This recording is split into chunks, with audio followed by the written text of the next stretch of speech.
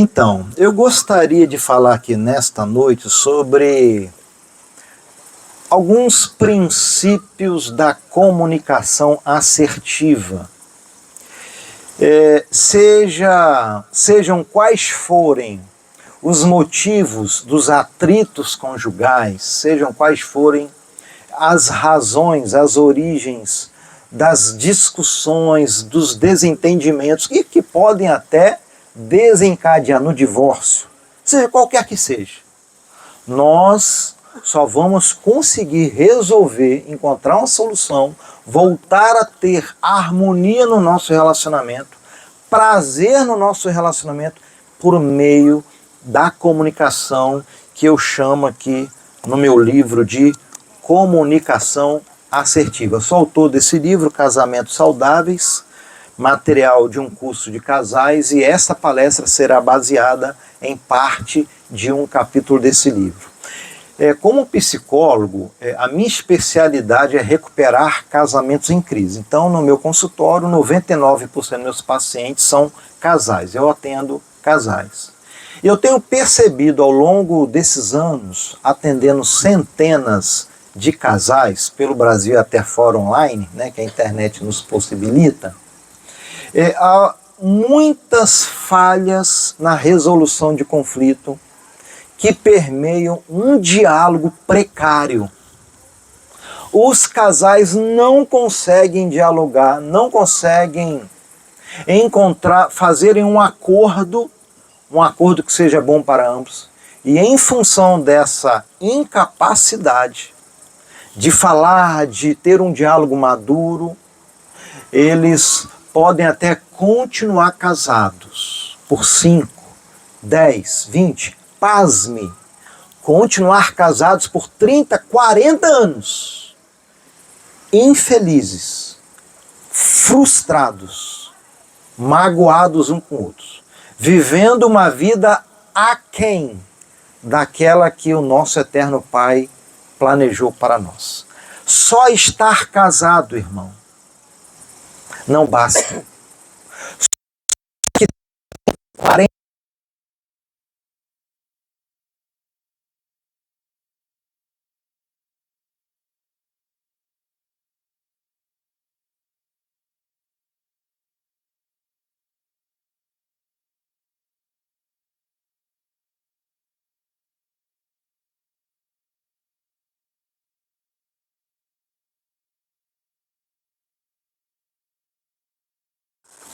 Já tentaram conversar, não conseguiram. E aí muitos adotam uma postura omissa. Desisto de conversar, desisto de tocar nesse assunto que ora é delicado. Não conseguimos tocar nesse assunto. E aí permanece a infelicidade, a frustração, a mágoa, porque não conseguem conversar para resolver. E muitos, em função do medo de perder a reputação, não posso me separar, porque senão eu vou perder minha reputação. Né? Meus filhos vão sofrer, estão pequenos. Quantas vezes eu ouvi isso, meu Deus? De maridos e esposas falarem assim, eu vou aguentar, né, sofrendo a infelicidade dessa união aqui, até que meus filhos possam crescer e ter um mínimo de estrutura a suportar o meu divórcio, porque a minha vontade é me separar.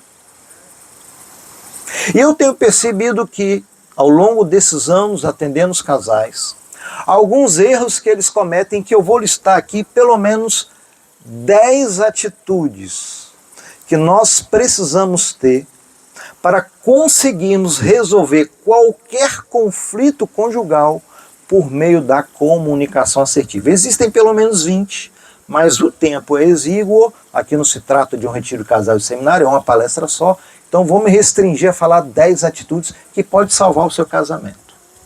Então, de cara nessa introdução, eu já estou recomendando a você. Você quer ter um casamento saudável? Não se cale. Você tem nutrido mágoas, ressentimentos, tristeza no seu coração pelo seu cônjuge. Você já desistiu de conversar porque você acha que não adianta?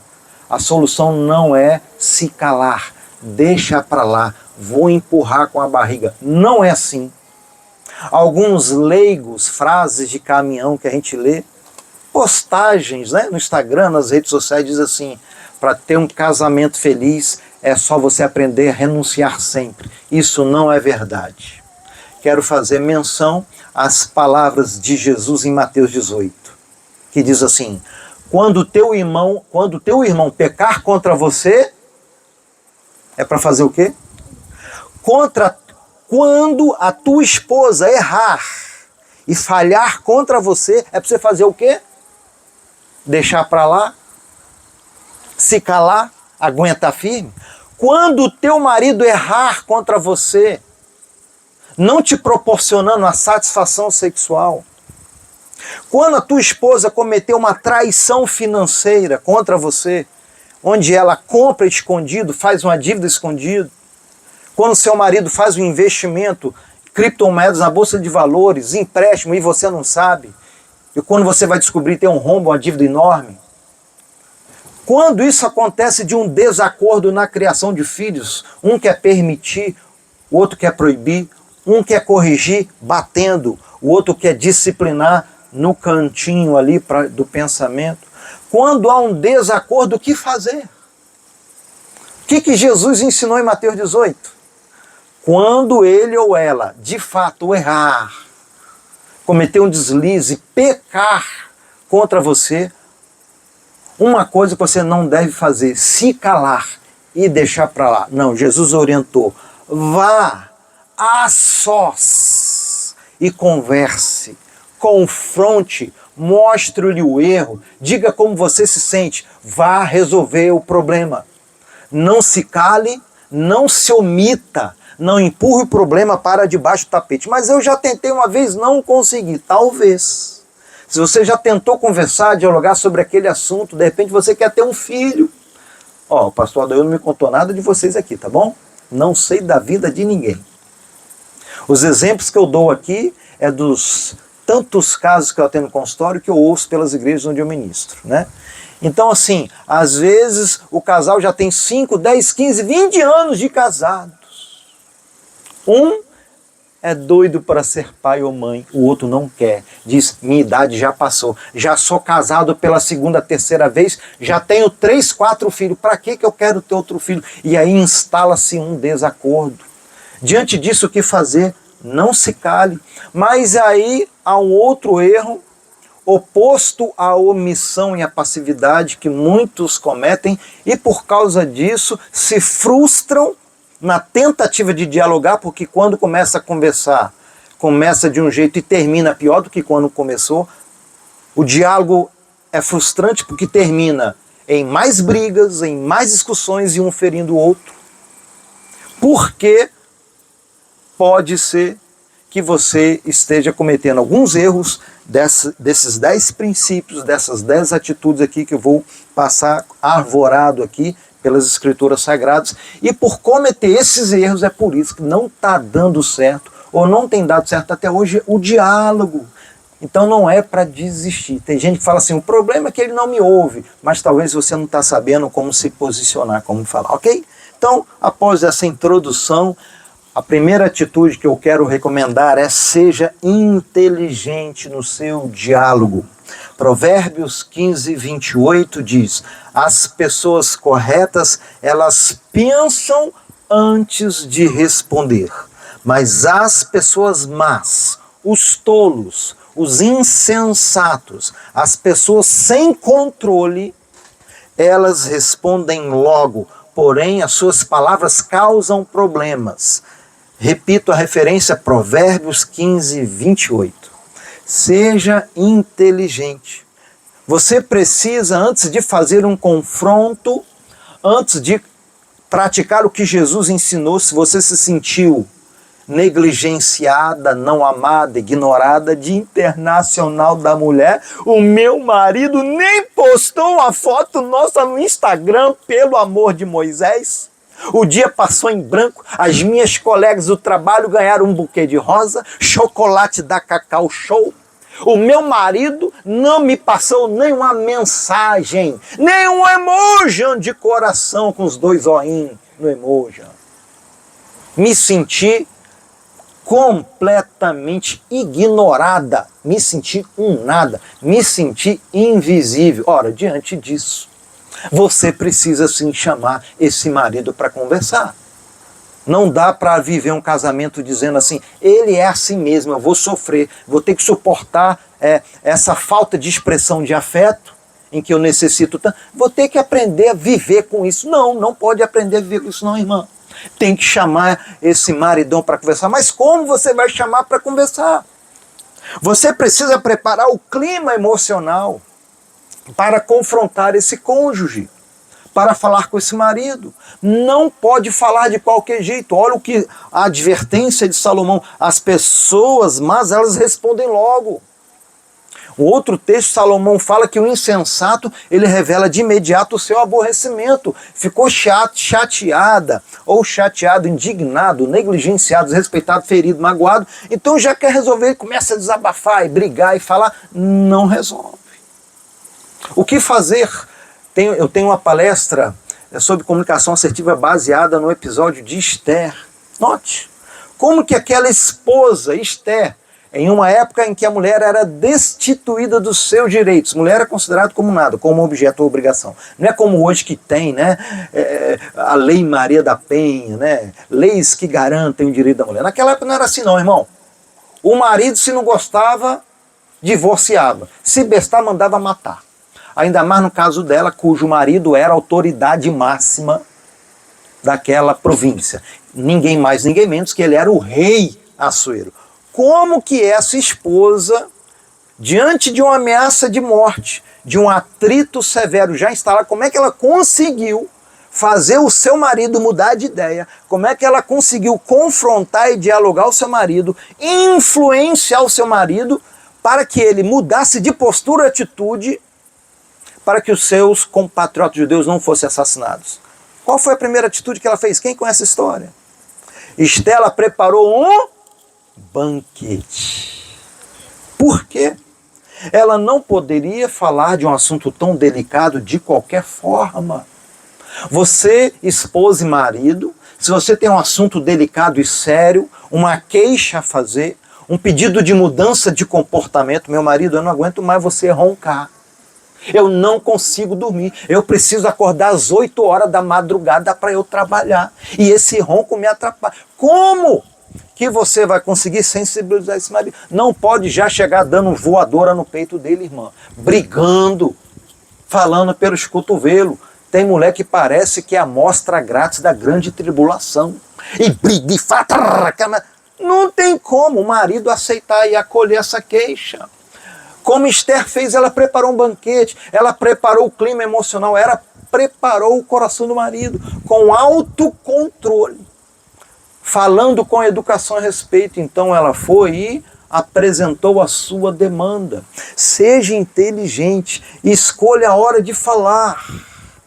Provérbios 15, 28, as pessoas corretas, elas pensam antes de responder. Pense antes, planeje. Em alguns casos eu recomendo o marido, a esposa, agendar um dia e um horário, irmão. Ué, pastor, vou ter que agendar para conversar com meu marido? Sim. Às vezes tem que agendar para conversar com o marido, com a esposa. Você quer conversar com o marido 10 minutos antes do jogo do Flamengo amanhã, irmão? Não faça isso, pelo amor de Moisés. Ele não vai te dar atenção. 10 minutos antes da final. O homem é flamenguista saudável, vai assistir contra o vascaíno doente. Minha irmã, aí você, né, não ceda, não caia na cilada daqueles pensamentos, né, daqueles erros cognitivos. Você gosta mais do jogo do seu Flamengo do que a mim. Não tem nada a ver uma coisa com a outra. O que você precisa saber é planejar, escolher a hora certa, o momento certo. E às vezes tem que agendar assim, hein, meu bem, eu preciso falar com você algo muito importante, preciso da sua atenção. Preciso que você esteja sem celular, sem TV ligada, no momento que você não esteja com sono, né? Esposa à meia-noite. Bem, nós precisamos conversar aqui, né? Para aumentar a sexual. Estou insatisfeito, não aguento mais ter relação sexual apenas um dia, não. Eu preciso de todo dia. Para mim tá pouco. Vai conversar meia-noite, irmão. A mulher já está morta, destruída. morrendo de sono, não vai aguentar, precisa acordar 9 horas da madrugada para levar os meninos na escola, não dá. Então, às vezes tem que agendar. Então, seja inteligente, prepare o clima, faça como Esther, prepara um suco, né? Pega a sua esposa, irmão, leva ela para comer aquela porção que ela gosta, aquele lugarzinho, né? Aquela pizza, né?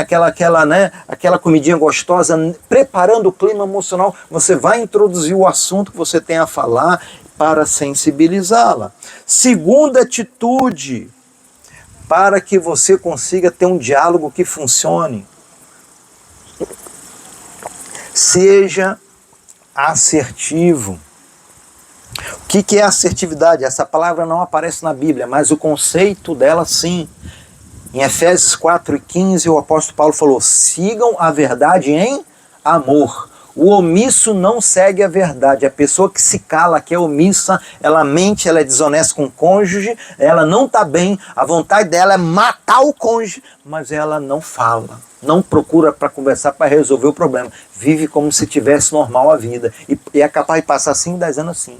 O apóstolo Paulo falou: não seja mentiroso com os seus sentimentos como você está com o seu cônjuge. Fale a verdade para ele, vá resolver. Mas tem que falar a verdade em amor.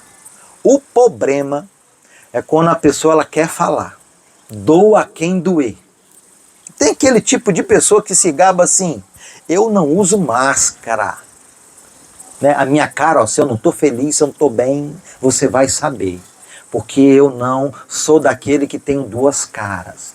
Tá entendendo? Eu falo mesmo a dor quem doer, eu não levo desaforo para casa, eu não engulo sapo, então eu vou revelar de imediato aqui o meu aborrecimento, a minha indignação, e a pessoa ela é completamente diferente do omisso, ela fala a verdade, ela vai conversar, ela vai se queixar, ela não vai deixar baixo, ela vai deixar para outro dia, não vai deixar o sol se pôr, ela vai querer falar no dia, só que ela fala de uma forma agressiva. E note que o apóstolo Paulo recomendou para falar a verdade, mas tem que falar a verdade em amor. Você quer que o outro te ouça? Ou você só quer desabafar? Note, Efésios 4, 29 e 31. Não saia da sua boca nenhuma palavra torpe que cause destruição. Toda amargura, cólera, ira, gritaria e blasfêmia sejam eliminados do meio de vós. Muitos casais não conseguem conversar e dialogar, porque um ou ambos praticam uma comunicação violenta, uma comunicação agressiva. Você, irmão, você pode estar coberto de razão. Você, irmão, você pode estar coberta de razão. O teu marido não lava as vasilhas nenhum dia do mês para te ajudar.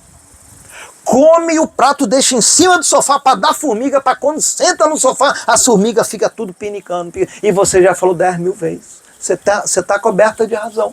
O marido tem que ter o mínimo de uma consideração a respeito, pelo menos no mínimo, né? Pegar o prato que comeu, botar na vasilha, lavar ao menos o prato dele. Não precisa nem lavar todas as panelas que você, né, fez a refeição, porque ele está pagando uma secretária para fazer isso, uma diarista, para não sobrecarregar você. Porque o seu marido ele tem essa consideração por você. Mas se nem isso ele não faz, né, desleixado, né, chega do trabalho, deixa o sapato um pé no lado do sofá, outro pé no outro, né, toalha molhada joga pela cama, né, enfim, marca um horário, chega 2 horas depois sempre, todo evento, todo culto, pelo amor de Moisés. Você pode ter toda a razão de você tratar esse assunto, mas se você falar um tom de voz alto, se você chamar o seu cônjuge na frente dos filhos, chamar atenção na frente dos filhos dos outros, falar com um tom agressivo, você pode ter toda a razão no conteúdo, mas se você errar na forma de falar, você vai perder a razão. Porque quando você fala de forma destemperada, de uma forma hostil, a chamar atenção, gesticular, brigando, você vai perder a razão, o seu cônjuge ele vai travar, ele vai bloquear, ele vai fechar o coração. Na cabeça dele ele está processando o seguinte: você tem toda a razão, mas só do jeito que você está falando comigo desrespeitoso, eu não vou dar o braço a torcer, eu vou bater boca com você e eu não vou fazer o que você está pedindo, eu não vou ceder. É isso que causa, irmão. Então seja assertivo. O que é assertividade? É a capacidade de sim, você reivindicar os seus direitos. Sim, você precisa reivindicar o seu direito. Você, esposa, tem todo o direito do seu marido cooperar com as tarefas domésticas. Você que é esposa tem todo o direito do seu marido cooperar na educação dos filhos. O seu marido não pode pensar só em trabalho e deixar toda a responsabilidade dos filhos nas suas costas, não está nem aí. Meu bem, nosso filho está chegando tarde. Meu bem, nosso filho está tirando nota baixa na escola. Meu bem, nosso filho está ficando um tempo excessivo no celular, está desenvolvendo a nomofobia, que é um transtorno psiquiátrico na frente de telas. Uso excessivo, vício na frente das telas. E o seu marido, né, lavar as mãos e dizer assim, problema é teu, meu problema, a minha responsabilidade é trabalhar e sustentar a casa. Esse negócio de filho resolve você. Está errado. O marido tem que participar, você se sente sobrecarregado. Agora você tem que saber como falar. Está entendendo, gente? Você pode estar coberto de razão, mas você precisa prestar atenção na forma. Seja assertivo, que não haja amargura, ira, gritaria, blasfêmia. Estou com muita raiva, muito magoado, né? Porque a minha esposa, eu já falei para ela, você tem R$5.000 para gastar com o supermercado. Pela 10ª vez a mulher ultrapassa o limite do cartão, gasta R$7.000 no supermercado. Você vai chegar e um veneno dentro de casa para chamar a atenção da esposa. Se você chegar com descontrole, vai dar ruim. Mas eu não estou me aguentando. Então não chame para conversar. Esse não é o momento. Deixe virar o outro dia. Vá desabafar com alguém neutro. Chame o pastor, diz, pastor, e desabafa. Ali você pode gritar, você pode brigar. Pega o prato, joga no chão. O prato dele não, o prato da sua casa. Joga no chão, quebra tudo. Você pode soltar os cachorros. Para liberar o fluxo emocional negativo. Para que o teu sistema psíquico seja limpo. O problema não foi resolvido, mas o inchaço do peso emocional foi liberado. Aí você vai respirar, de repente, um dia depois, 2 dias depois, com autocontrole emocional, sem gritaria, sem amargura, sem cólera, sem palavras torpes que causam destruição. Você vai com toda a educação a respeito e vai chamar a tua esposa para conversar, meu bem. E aí eu quero apresentar a terceira atitude, como que depois de eu ter autocontrole, eu estou calmo, mas eu preciso falar, eu preciso conversar, que eu não aguento mais, todo mês ela fica me ultrapassando o limite do cartão, né? E como fazer? Como inaugurar o diálogo? Seja justo, essa é a terceira atitude. Provérbios 12:15, Salomão falou que o coração ansioso ele deprime o homem. Mas sabe o que anima o homem? Uma palavra bondosa. Eu sei que você tem 10 anos de casado, você está reclamando pela mesma coisa, o marido ou a esposa não muda. Você quer animá-lo a mudar? Olha só um princípio behaviorista aqui no texto de Provérbios. O que vai animar o outro a mudar, gente? O que vai motivar o marido a evoluir na sua função de marido? De amar a esposa como Cristo amou a sua igreja e entregar a sua vida por ela. O que vai incentivar e animar o marido a evoluir, a melhorar? O que vai incentivar a esposa a melhorar em todas os aspectos da conjugalidade, no sexo, na afetividade, no cuidado do lar, na gestão de casa? O que vai animar é o que, gente? É o castigo? É a punição que provoca outra mudança? Não é isso que a Bíblia ensina. O que incentiva e provoca o outro ao outro evoluir em sua existência, a se aperfeiçoar em todos os papéis da sua vida, é uma palavra bondosa. Então seja justo quando você for inaugurar a sua conversa. Seja justo em que sentido? Você pode olhar, você que é esposa, para o seu marido. O seu marido é perfeito? Olha para ele. O seu marido é perfeito? Lógico que não. Seu marido tem defeito? Um monte. Mas ele tem qualidade? Glória a Deus. Ele tem qualidade. Eu sei que ele tem. Eu sei, irmã, que você lá na escola, na faculdade, no trabalho, está cansada de ouvir das suas amigas, das suas colegas que o marido traiu, que a colega amiga descobriu que o marido tinha um amante há 5, 10 anos, e aí você chega em casa preocupada, deixa o teu marido dormir, quando dá 1 hora da manhã você acorda, pega o celular do seu marido e fuça Instagram, fuça e-mail, fuça LinkedIn, fuça, e você não acha nada! Eita, esse marido é fiel! Ele não lava o copo que bebe água, mas pelo menos ele é fiel a você. É diferente dos maridos lá, das suas amigas, tudo, não é? É um marido fiel mesmo. Você pode ficar tranquila. O homem nem bota a senha no celular, deixa o celular jogado, os filhos tudo pega. Bem diferente de muitos maridos que cometem traições virtuais e, né? Enfim, então teu marido é perfeito? Não é. Tem defeito que precisa melhorar e você precisa confrontar? Com certeza, até o resto da vida, até Jesus voltar, a gente vai precisar ficar confrontando o outro.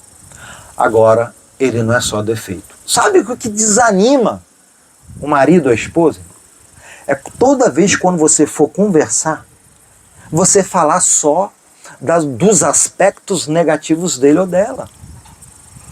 Gente, uma pessoa que só reclama, é segunda a segunda, chama para conversar, é na hora do almoço, na hora do café, na hora de jantar, quero falar com você. Meu Deus, lá vem bomba, pelo amor de Moisés, não aguento isso não. Aí às vezes, né, vai conversar, bem, vamos conversar, posso não, estou com dor no cabelo. Não posso, porque ninguém aguenta. Uma pessoa que parece que é a amostra grátis da grande tribulação, é só, né? Então olha só, você quer aumentar a receptividade do seu cônjuge para aquilo que você tem a falar, a reivindicar. Você quer aumentar as chances para que o seu cônjuge abra o coração e acolha o seu pedido de mudança de comportamento dele. Hã?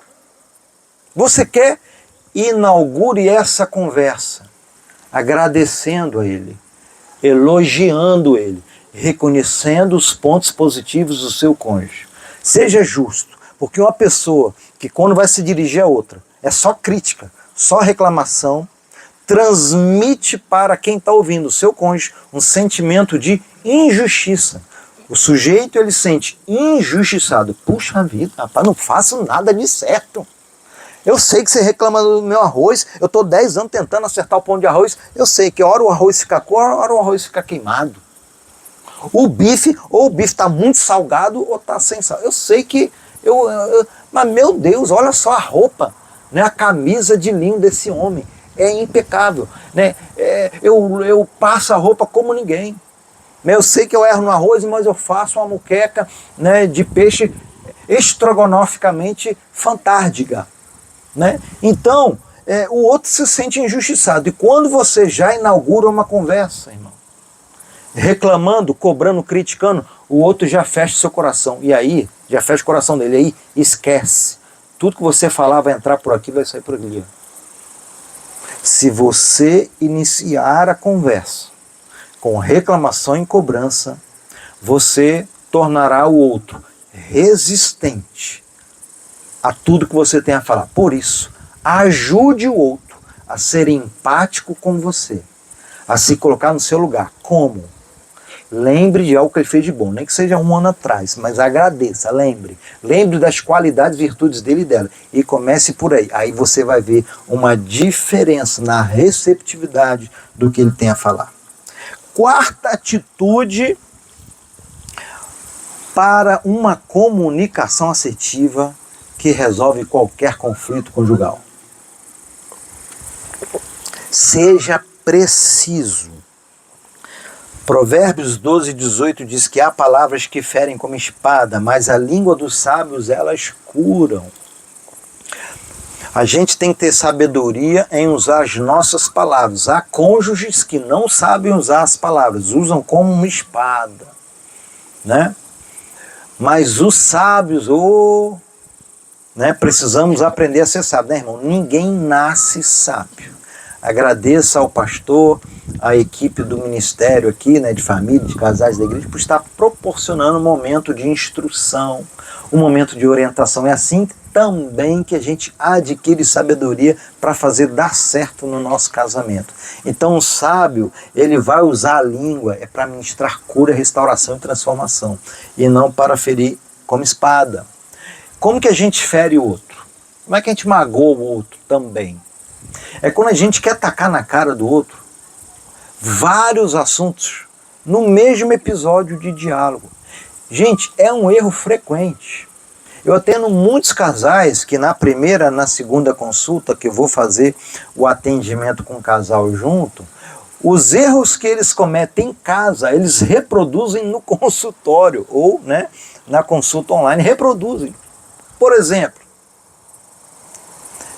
misturam os assuntos na hora da conversa. Então, um começa a falar sobre o desacordo na educação de filhos, que o marido é omisso. Daqui a pouco o marido vai reclamar que a esposa gasta demais. E aí daqui a pouco ele vai lembrar que ele não aguenta mais a interferência dos pais dela, dos sogros dentro de casa, porque eles moram no mesmo quintal, no mesmo prédio, e não aguenta mais, ou a esposa vai se queixar da E aí vai falando de vários assuntos numa única conversa. Tem jeito de dar certo? É impossível essa tentativa de acordo funcionar, irmão. Seja organizado no sentido de falar um único assunto por vez. Não misture os assuntos. Olha, meu bem, queria conversar com você, a gente precisa resolver esse problema aqui da interferência dos seus pais. Já está me causando mal, estou me sentindo preterido em segundo lugar, né? O seu pai e sua mãe estão assumindo o papel aqui que não deveriam assumir. Vamos conversar sobre isso.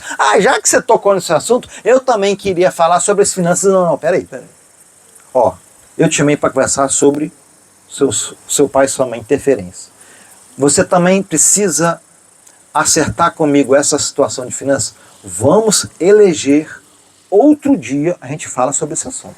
Mas para a gente conseguir aprofundar a conversa, para a gente conseguir chegar até um acordo, a gente precisa lançar mão desse único tempo para ventilar todas as ideias, todas as sugestões, para a gente solucionar essa questão. A gente precisa focar no único assunto. Então, esse é um dos grandes erros, que às vezes os casais não se dão conta, que inviabilizam a tentativa de conversa. Já aconteceu isso contigo? Você pensar uma semana, 2 semanas, vou chamar o meu cônjuge para conversar sobre o assunto. Aí você começa a falar, você mesmo lembra de outro. Ai, ele nunca senta para me ouvir. Ela nunca senta para me ouvir. É um tal de, arrumar casa e lavar roupa, e esse serviço nunca... depois de um mês consegui um tempo com ela, com ele. Já que está me dando essa atenção, eu vou aproveitar para vomitar tudo que eu tenho a falar. Vou falar das minhas 10 queixas. Isso não funciona, gente. É impossível. Então, reforçando, escolha um único tema e trate aquele tema até o final, até vocês conseguirem chegar a um acordo. Não conseguiu? Escolha um outro dia, dê continuidade àquele único tema. Aí vocês vão aumentar a chance de resolver. Resolveu, tratou, ficou bom para ambos. Aí vocês podem falar de outro tema. Se o seu cônjuge te interromper, vir com outro assunto, sinalize para ele. Ou então, antes da conversa, faça um acordo explícito ali, combine. Meu bem, vamos combinar o seguinte? Vamos combinar de nessa conversa a gente tratar um único assunto? Não misturar? Então vocês podem fazer esse acordo e seguir para uma solução plausível. Quinta atitude para que a gente consiga resolver qualquer conflito conjugal. Seja responsável. Preste atenção nessa atitude, que ela faz toda a diferença para que o outro receba o que você tem a falar. Seja responsável. No livro de 2 Samuel, capítulo 6, verso 20, aconteceu um episódio muito famigerado em que o rei Davi, depois de 3 meses de uma tentativa frustrada de trazer a arca para Jerusalém, né, porque teve uns problemas lá, a arca caiu, morreu um camarada lá, ele não, né, Davi não conseguiu trazer a arca, Davi ficou muito mal, muito arrasado, aí 3 meses depois ele faz tudo certinho na condução e consegue trazer a arca. Olha, ele estava extasiado de alegria, eufórico. A Bíblia diz no livro 2 Samuel 6,20 que ele foi para casa. Davi voltou para casa a fim de estar com a sua família. E Mical, a sua esposa, e Mical, aquela primeira esposa de Davi, que Davi teve algumas, né? Mas isso não era, na época não era traição nem adultério, podia ter mais de uma mulher, né? Então era a primeira esposa de Davi. A filha do rei era uma princesa. Davi era apaixonado por aquela mulher. Davi entrou lá no arraial dos filisteus, fez um arraso, arriscou sua própria vida para conseguir o direito, né, de ter o casamento com a filha do rei. Davi arriscou sua vida, ele é apaixonado. Chegou lá para dividir uma conquista, para dividir uma alegria com a sua esposa. E aí aconteceu o quê? Mical, essa esposa, saiu para encontrar o marido. Marido todo sorridente, alegre. Consegui trazer a arca finalmente, depois de 3 meses. Deus vai nos abençoar, porque a arca representa a presença de Deus. E diz aqui o versículo 20, e ela, a esposa, disse, que beleza, que bela figura fez hoje o rei, hein? Que papelão fez o rei de Israel hoje, hein? Você parecia um sem vergonha, versão nova tradução na linguagem de hoje. Você parecia um sem vergonha, mostrando o corpo para as empregadas dos seus funcionários. Naquela época, né, e tinha roupa de baixo, e além dessa roupa se usava a túnica, e quando Davi ali estava dançando de tanta alegria, não era a roupa de baixo que aparecia e mostrava as partes íntimas. Era a túnica apenas que levantava e mostrava a roupa de baixo. Naquela época, Mical interpretou que era um vexame, era um papelão, era uma vergonha o Davi se portar dessa forma. E como é que ela recebeu o marido, irmão? Chegou atacando, ofendendo, você é. Então, querido, seja responsável, ou seja, quando você for expressar um sentimento, quando você for se expressar com seu cônjuge que você não gostou, nunca jamais inicie a frase da sua expressão, da sua explicação com o pronome pessoal na primeira pessoa, aliás, com o segundo pronome, o você. Ao contrário, inicie a frase com o pronome pessoal na primeira pessoa, eu. Ou seja, nunca diga como Mical, você rei você é um sem vergonha. Nunca diga para o seu marido, você é um péssimo administrador. Você é um ignorante. Nunca diga para sua esposa, você é incompetente, você é burra.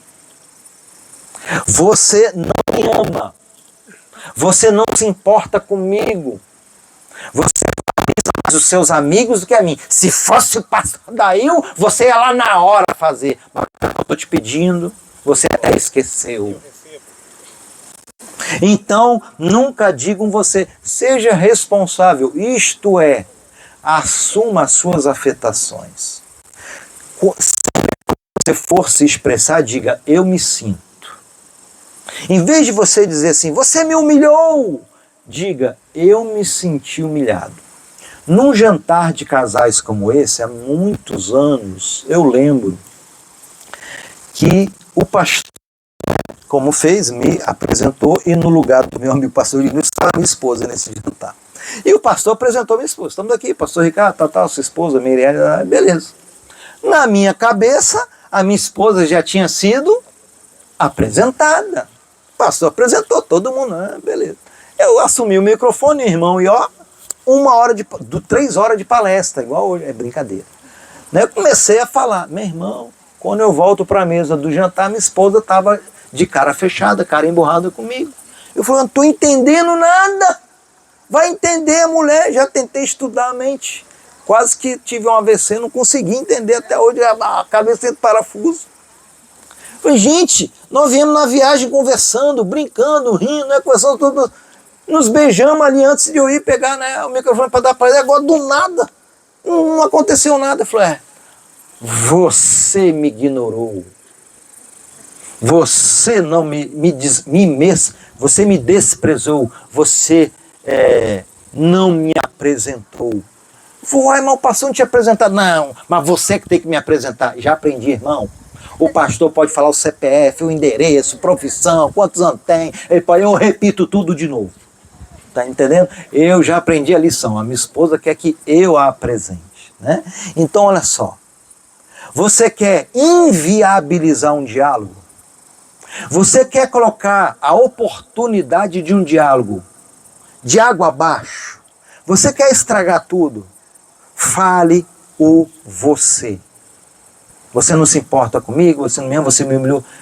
Agora você quer acertar, você quer, não é uma garantia 100%, mas você quer aumentar as chances do outro te compreender. Então diga, fulano, ó, eu me senti humilhado quando você fez isso, isso e isso. Ao invés de você falar, você me humilhou. Diga, eu não me senti amada. Porque no Dia Internacional da Esposa, da Mulher, aliás, você não fez nenhuma surpresa para mim. Então como é que eu devo me expressar? Diga como você se sente, me senti ignorada, me senti não amada, me senti negligenciada porque eu não recebi nenhum beijo.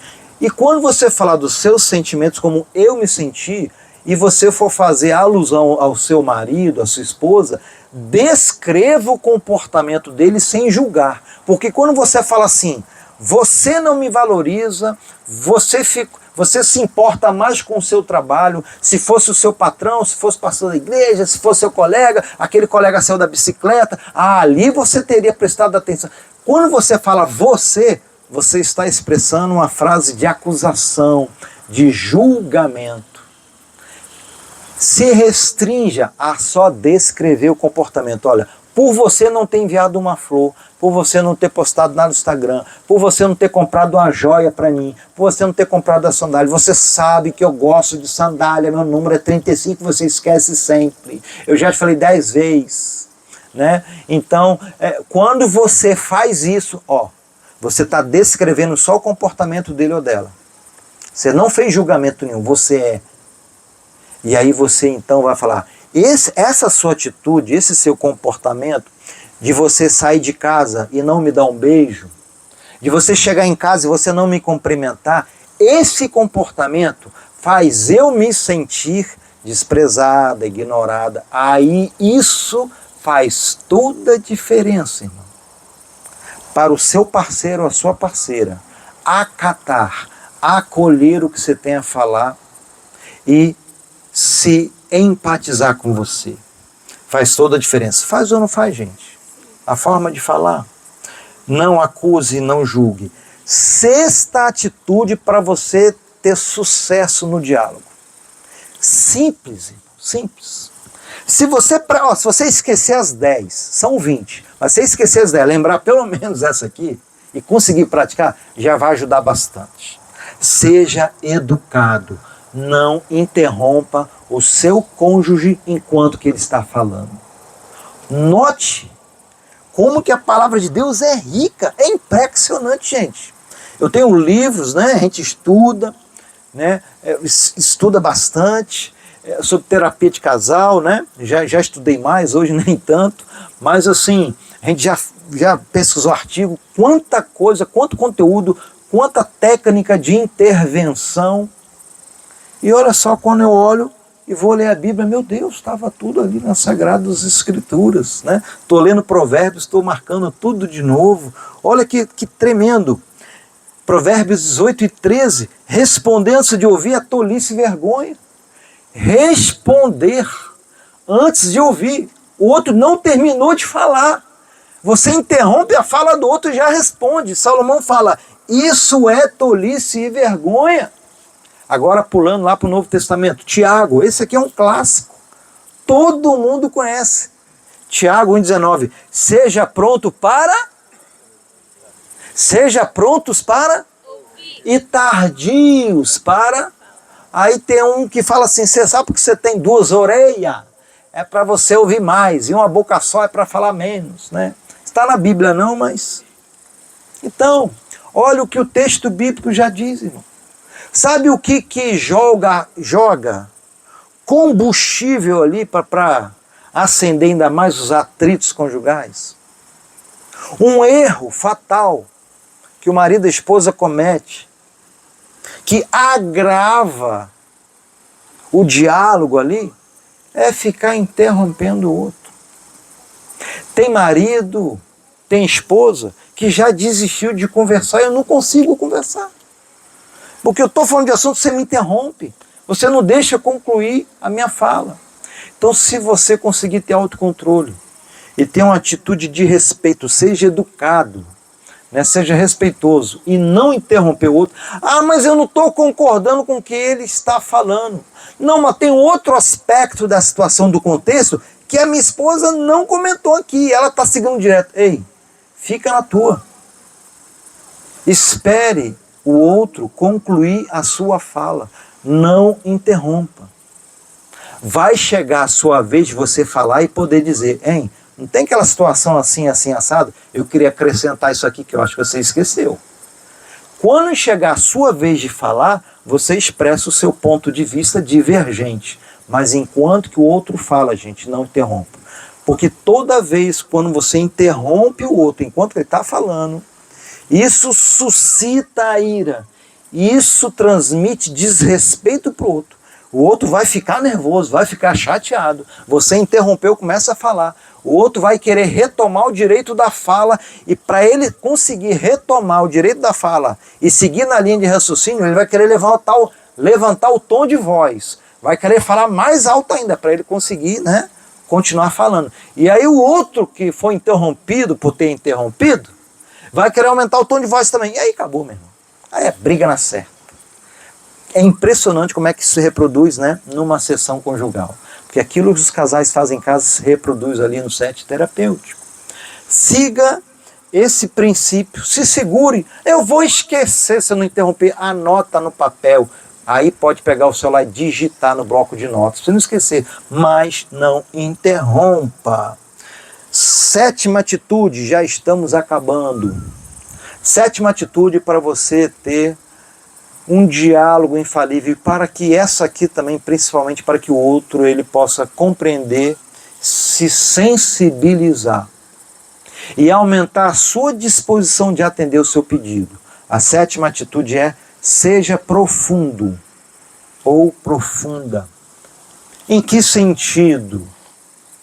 Falando dos seus sentimentos envolvidos e não apenas sendo superficial, falando de fatos ou fazendo pedidos.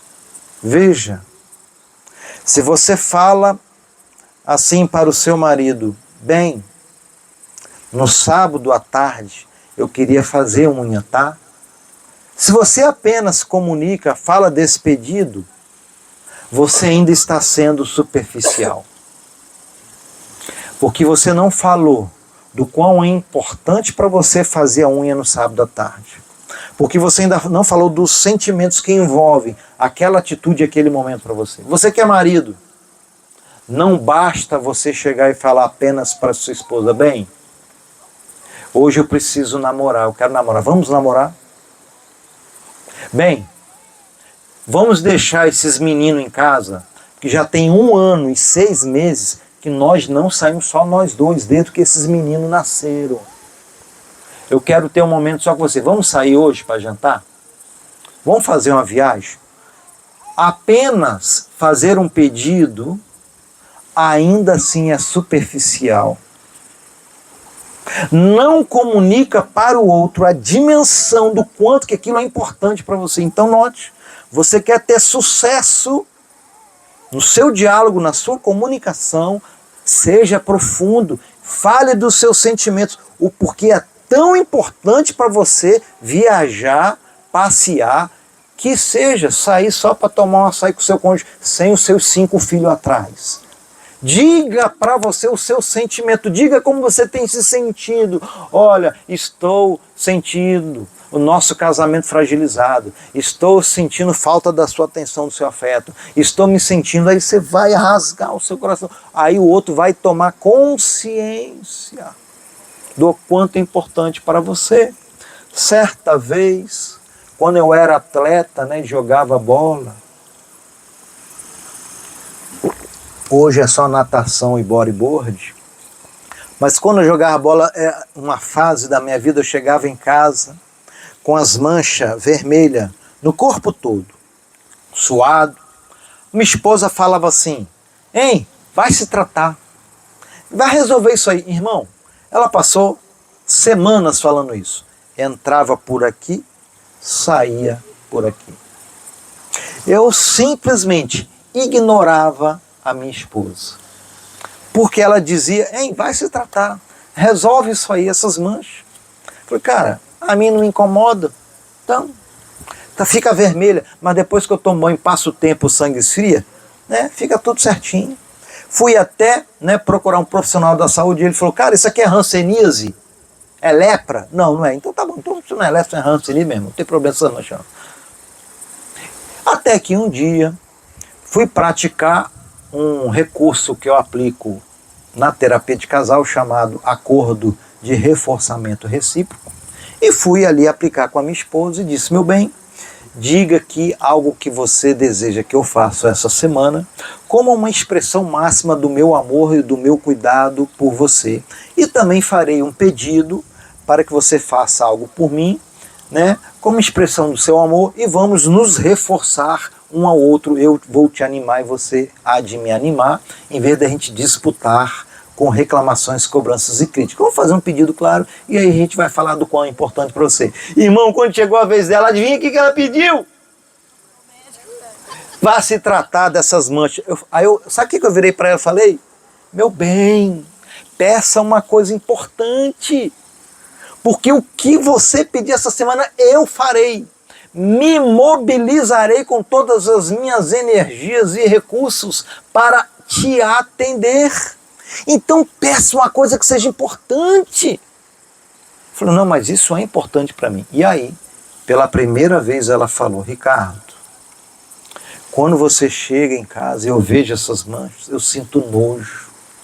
Quando você vai me tocar, mesmo quando as manchas ficaram branquinhas, não tomaram vermelha, mas eu me lembro daquele suor. A minha impressão é de que você está contaminado. Gente, ela não tinha falado isso antes para mim. Eu também nem dei moral para ela poder falar antes. E quando ela começou a falar dos sentimentos, olha, quando a gente vai namorar, ter intimidade sexual, aí eu me sinto, eu não quero nem tocar em você, com essas manchas. E ela foi falando, uau, sério? Você pensa isso por causa dessas manchas? É sério. Você tem esses sentimentos que te atravessam. Caramba, eu não sabia disso tudo, meu bem. Como que eu vinha saber, irmão? Porque ela foi profunda. Ela não se reduziu a fazer um pedido de mudança de comportamento. Ela se estendeu, porque ali a gente tinha um tempo hábil para isso. Então ela aprofundou a conversa e abriu o coração e falou dos sentimentos dela. Aí sim, meu irmão, na mesma semana, procurei uma dermatologista. Não gastei 15 minutos no consultório da mulher. A mulher passou um shampoo, um negócio lá, fui lá na farmácia, comprei. Em 3 semanas eu já estava limpo, nunca mais voltou a mancha. Né? Ó, pode resolver. E foi exatamente isso que Jesus fez em Mateus 26 e 38. Quando Jesus estava prestes a morrer no Gólgota, Jesus pediu o quê para os seus discípulos? Para eles orarem. Ele pegou o seu trio mais próximo, que ele tinha mais intimidade, Pedro, Tiago e João, e falou, gostaria que vocês orassem por mim. Mas ele se restringiu a apenas fazer um pedido? Jesus só falou, hein, ora por mim. Não, irmão. Jesus foi profundo no seu pedido. Jesus revelou o seu sentimento que estava motivando o seu pedido. Jesus disse, a minha alma está profundamente triste. Estou a minutos de assumir toda a carga de pecado do mundo, de todos que já viveram, dos que estão na terra e de todos aqueles que viverão até a minha volta. Essa carga e a eminência do meu Pai Deus virar as costas para mim, isso me faz suar sangue. Estou profundamente triste, numa tristeza mortal. Olha, gente, Jesus usou essa expressão. Um sofrimento como que uma vontade de querer tirar a minha vida. O próprio Jesus falou, Pai, afasta de mim esse cálice. É possível? Não quero morrer na cruz. Eu estou sofrendo demais. Então, irmão, quando Jesus se dirigiu aos seus discípulos, ele não foi superficial apenas fazendo pedido. Ele falou dos seus sentimentos. Seja prudente, oitava atitude. Como? Faça perguntas antes de julgar. Filipenses 4:8 diz: tudo que for verdadeiro, que for nobre, tudo que for correto, tudo que for puro, tudo que for amável, tudo que for de boa fama, seja isso que ocupe o vosso pensamento. Chama a atenção aqui para o primeiro termo que ele usou. Paulo falou: tudo aquilo que for verdadeiro, que isso que ocupa o vosso pensamento. Logo, o que estava acontecendo entre os filipenses é que o que estava ocupando o pensamento deles era mentira. E essa mentira que estava ocupando o pensamento deles, que tecnicamente nós chamamos de erro cognitivo, estava causando um transtorno mental que se chamava ansiedade. No versículo 6, 2 versículos antes, Paulo falou: não sejam ansiosos, não sofram de ansiedade. Os pensamentos falsos, as interpretações incorretas, os erros cognitivos estão enganando vocês, causando pavor, medo, e vocês estão sofrendo de ansiedade à toa. Para resolver isso, gerencie pensamento e aprenda a substituir o pensamento falso pelo verdadeiro. O que acontece no casamento? A esposa ou o marido faz más interpretações. Ele sempre chega às 18 horas. Por que chegou 19? E ele, bem que ele me falou semana passada que entrou uma funcionária nova no trabalho. Aí ela liga: entrou uma funcionária nova semana passada, não é coincidência, ele chegou 2 horas mais tarde, deve estar tendo um caso com essa mulher. O marido já chega em casa, em vez de ela perguntar o que houve: você está de gracinha com aquela funcionária nova. Como é que pode isso, irmão? Seja prudente, não faça julgamentos. Faça perguntas, pergunte antes de fazer acusação, né? Pergunte antes, porque esses pensamentos enganam e podem enganar você e fazer você tratar mal injustamente o seu cônjuge. Nona atitude para que você tenha um diálogo infalível. Se organize na sua fala. Quando você for falar do seu cônjuge, não atinja a identidade dele, né? Falei um pouquinho sobre isso, mas vou dar uma outra conotação aqui, explorar um outro aspecto. Quando você for falar do seu cônjuge, não generalize quando você for se referir a ele. Do tipo, o seu marido, né, foi lá aí, deixa a roupa, costuma deixar a roupa jogada na cama, costuma jogar roupa pelo sofá, você não aguenta mais, é sempre a mesma coisa, você tem que tirar a roupa. O seu marido, em vez de pegar a roupa suja, depois que tira para tomar banho, né, antes de tomar banho, para pegar essa roupa suja e colocar no cesto,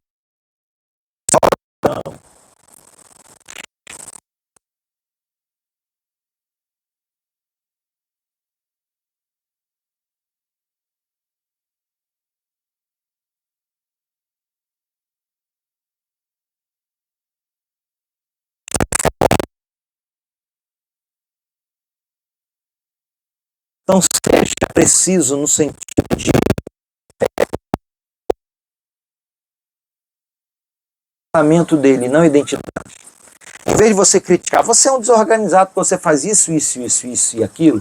Você é um desleixado porque você faz isso.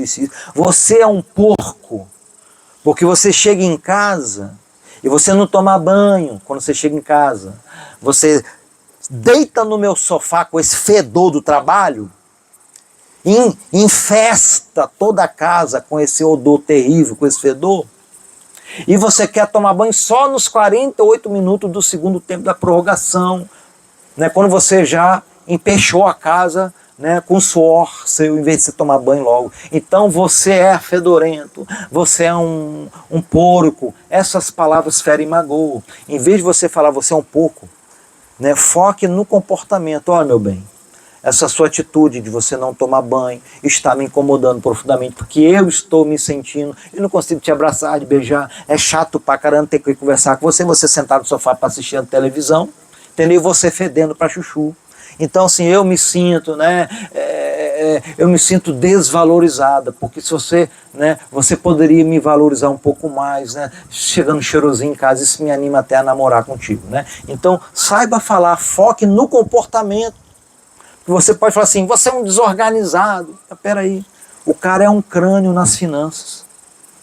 O cara é pontual nas finanças. Você nunca passou um sufoco nas finanças porque seu marido é extremamente organizado. Usa a planilha do Excel, usa o app do banco, né? Registra tudo, sabe quanto que gasta, sabe quanto que ganha, tem renda passiva porque administra bem e fez seus investimentos e toda a sua renda não é apenas fruto do seu trabalho, mas ele já tem uma renda passiva. Nunca atrasou um talão de energia, a prestação da casa, uma prestação do seguro, você nunca passou problema. Como que esse marido é desorganizado? Como você pode chamar o marido de desorganizado? Só porque, né, ele deixa a vasilha toda bagunçada? Não. Então, foque no comportamento e bola para frente. E finalmente, 10ª atitude. Diz Efésios 4:25, abandone a mentira, que cada um fale a verdade com o seu próximo. Vamos aplicar isso, né, ao casamento? Abandone a mentira e fale a verdade com a sua esposa e com o seu marido. Falar a verdade, irmão, pode causar um incômodo no momento, mas é melhor do que você esconder um pecado e uma atitude falando a mentira. Então a 10ª atitude é: seja sincero. Meu Deus. Isso acontece mais com os maridos. Já acontece de vez em quando com as esposas, mas o número de maridos que resistem em procurar ajuda profissional, fazer terapia de casal é grande. Não querem. Mas quando a esposa diz, quero me divorciar, porque eu descobri que você tem um amante e está me traindo. Quero me divorciar, porque eu descobri que você é viciado em pornografia. E o nosso filho, sem querer que você deixou, né, o celular sem senha, o nosso filho de 3 anos, ele viu uma cena de sexo explícito no seu celular e o nosso filho ficou traumatizado. E ali eu descobri com essa porta de entrada que você é viciado em pornografia. Aí a mulher fala, quero o divórcio. Quando a esposa descobre, você tem me traído financeiramente, você tem essa dívida, você fez esse empréstimo, você gastou, você comprou, você... Aí quando a esposa fala e flagra do erro, que pede o divórcio, aí o marido, irmão, aí o marido quer mudar, quer melhorar, aí o marido quer largar a amante, aí o marido quer ser sincero, aí o marido quer largar o vício da pornografia, aí o marido quer, às vezes, coisas que nem são pecado. Às vezes o marido tem ejaculação precoce, não consegue satisfazer a esposa. E a esposa está falando, o marido não toma atitude, tem vergonha de ir no médico para tratar. Às vezes o marido tem disfunção erétil, não tem condições, não consegue ser capaz de ter ereção, e a esposa fica chupando o dedo, a esposa fica na mão triste, infeliz, frustrada, porque o marido não consegue ter ereção. E a esposa fala, e conversa, e o marido, quando a esposa fala, quero o divórcio, vou sair de casa, aí o marido, não, vamos fazer terapia, vamos procurar o médico, vamos... Aí pode ser tarde demais. 10ª atitude, para que você tenha um diálogo que funcione, para que você resolva os seus conflitos. Pode doer muito no início, mas seja sincero. Se você está tendo problema, você que é marido com vício em pornografia, seja sincero. Fale com a tua esposa. Meu bem, estou atravessando essa luta, essa dificuldade, me ajuda. Se você que é esposa, você tem uma péssima administração financeira. O teu marido não sabe, porque cada um administra o seu dinheiro de forma separada, individualista. O marido recebe o salário dele, tem a conta dele, tem o cartão dele, e você, o seu salário, o seu cartão. Se você já está afundando em dívidas e o seu marido não sabe, porque você não consegue se organizar, não guarde, não minta, seja sincera. Chega para o seu marido e fale a verdade. Meu bem, ó, eu preciso abrir meu coração com você. Eu sei que eu errei, eu sei que eu falhei, eu menti para você, eu te escondi, mas a verdade é que estou com a dívida, ó, em função dos meus erros. Por favor, me ajuda. Irmãos, sejam sinceros. Não acoberte os seus erros. Não acoberte as suas dificuldades. Não tente enganar o outro pensando que o outro nunca vai descobrir. Não faça isso. Abandone a mentira. Cada um fale a verdade ao seu marido, à sua esposa. Fale a verdade em relação ao que você sente. Fale a verdade. Às vezes já está passando pela sua cabeça de se separar, divorciar. Quantos casais que eu atendo, irmão, né, quando já estão assim, quando já falaram em divórcio, vai procurar ajuda quando falar de divórcio. A esposa fala assim, eu já estou infeliz com você, já tem 10 anos, mas eu nem sabia. Eu já estou pensando em me separar de você, já tem 5 anos que eu estou guardando aqui, ó. Mas eu nem sabia disso, mas por quê? E ali na hora do divórcio é que vai falar, e ele diz, por que você não me falou isso há 5 anos atrás? Por que você não me falou isso ano passado, que você estava magoado, triste, por quê? Agora que você vem me falar isso, você guardou tanto tempo, a gente não tem nem mais margem para conseguir tratar, não há mais espaço. Por favor, não faça isso, e às vezes é tarde demais. Fale a verdade. Não minta. Como você se sente? Fale. Amém? Queridos, Deus abençoe, obrigado, né, por vocês terem ouvido até aqui com paciência. Se vocês quiserem conhecer um pouco mais sobre outros princípios para ter um casamento saudável, para restaurar seu casamento, uma das formas é adquirindo conhecimento. Eu trouxe alguns exemplares desse livro. Essa palestra foi baseada em parte de um capítulo desse livro, Casamento Saudável. Vale a pena ler em 2. Ah, o marido ou a esposa não gosta de ler. Um lê para o outro. Pede o filho para ler, dá um jeito, né? Mas é uma bênção. Se o teu problema no seu casamento é financeiro, né? Se um gasta demais e o outro é econômico demais, enfim, se há um desacordo, esse livro aqui é especial, ó. Finanças Saudáveis. Trago aqui princípios de uma boa gestão financeira, tudo baseado nas Sagradas Letras. É fantástico, né? Vocês podem entrar em acordo. Se vocês têm algum casal que tem filhos até 17 anos, esse aqui é o material. É um guia de educação de filhos, também baseado na Palavra de Deus e também baseado na psicologia cognitiva comportamental. No consultório também faço orientação de pais, né? E às vezes o casal ele diverge, né? Às vezes o casal ele discute, né? Tem desacordo e afeta a harmonia conjugal. Então, vale a pena ler esses livros para que você se entenda, compreenda e tenha dicas aí, né? Não sei se todos aqui já são casados mesmo, mas se tem alguém aqui que ainda está noivo ou namorando e pretende casar, esse aqui é o material, curso de noivo.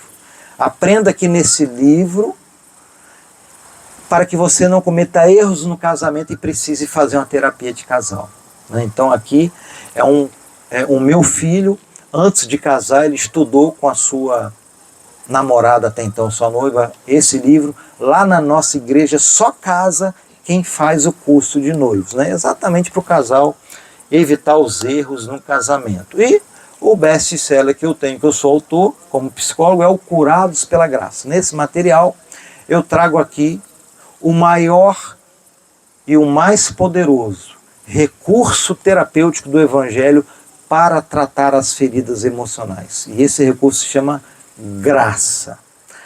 Trato aqui como é que a graça pode curar a depressão, a ansiedade, a autoestima negativa, o medo, o estresse e o complexo de rejeição e inferioridade. É um capítulo para cada tema desse, arvorado também na Bíblia, uma linguagem fácil e deliciosa.